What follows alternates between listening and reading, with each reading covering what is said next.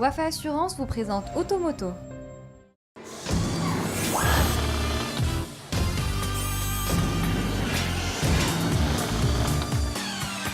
Bonjour à tous, embarquez en notre compagnie et bouclez vos ceintures pour l'essai sur route et off-road du nouvel Audi Q7 3 litres TDI Quattro, réalisé dernièrement dans la région paradisiaque de Tarazout, près d'Agadir.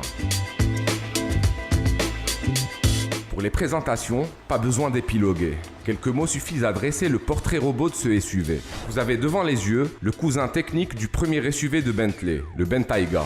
Ces deux titans partagent la même base roulante, la nouvelle plateforme modulable du groupe Volkswagen. C'est évidemment un privilège pour le nouveau Q7 que d'être associé à un membre aussi éminent de la noblesse automobile, même si la première génération a plus que largement gagné ses lettres de noblesse grâce à ses qualités intrinsèques.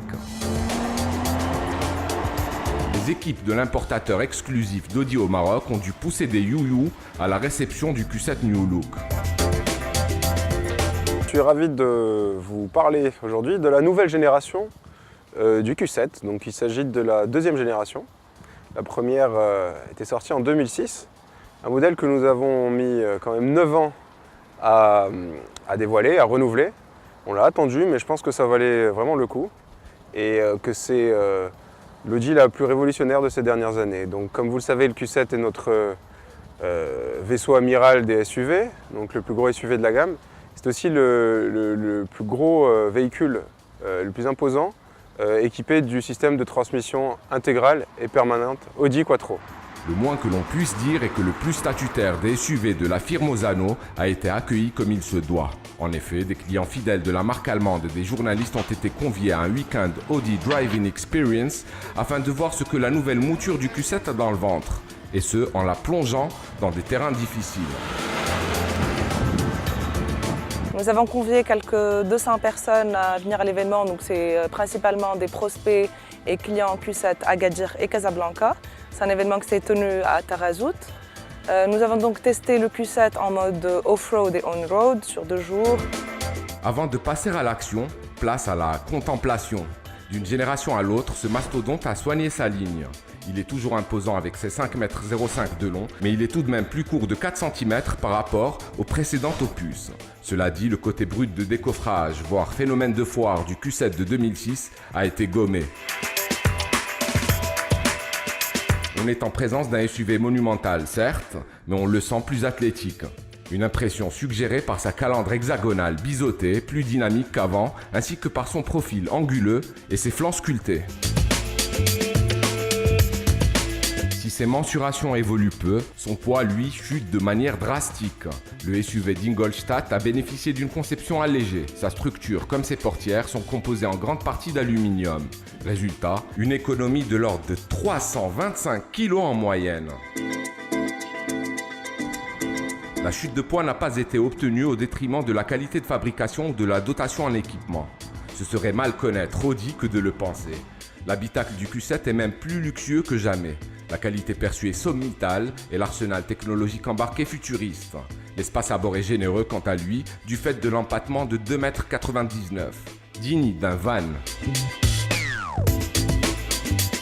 À bord, maintes sophistications laissent sans voix. C'est le cas de l'Audi Virtual Cockpit, système d'instrumentation digitale modulable inauguré par le nouvel Audi TT. Rares sont les endroits aussi hospitaliers en ce bas monde. Plus rares encore sont les SUV qui, tout en se montrant à ce point hospitaliers, ne rechignent pas à être plongés dans les conditions les plus inhospitalières qui soient. Et c'est cet incroyable grand écart que nos hôtes nous proposent de réaliser.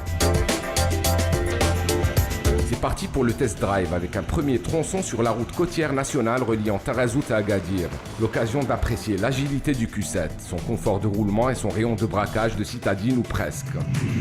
Le calibrage de la direction est top. On se croirait au volant d'une Audi TT. Le gabarit du véhicule ne pose pas le moindre souci. Le roulement est savamment maîtrisé. Le Q7 est un illusionniste, messieurs, dames.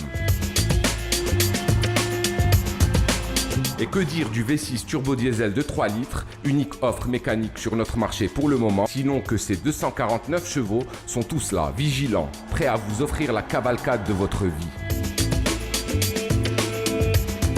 Ainsi armé, le Q7 est crédité d'un 0 à 100 km/h en 6 secondes 3 et d'une Vmax de 234 km/h.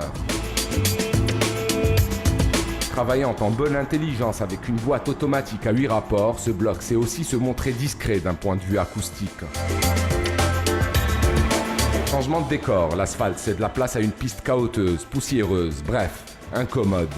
Le Q7 s'éclate, une vraie bête.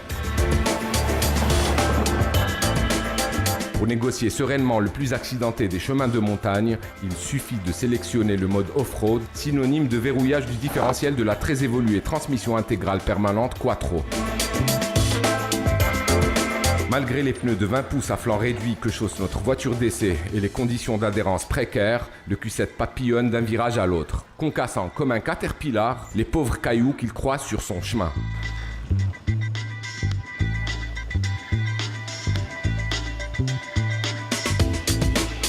Pour s'attacher les services du Q7, il faut débourser un minimum de 720 000 dirhams. Et la facture présentée pour la finition la plus haute, baptisée exclusive, grimpe à 950 000 dirhams. On peut dire que les tarifs sont à la hauteur des prestations de ce SUV superlatif. C'était Automoto. Rendez-vous même heure, même chaîne, la semaine prochaine.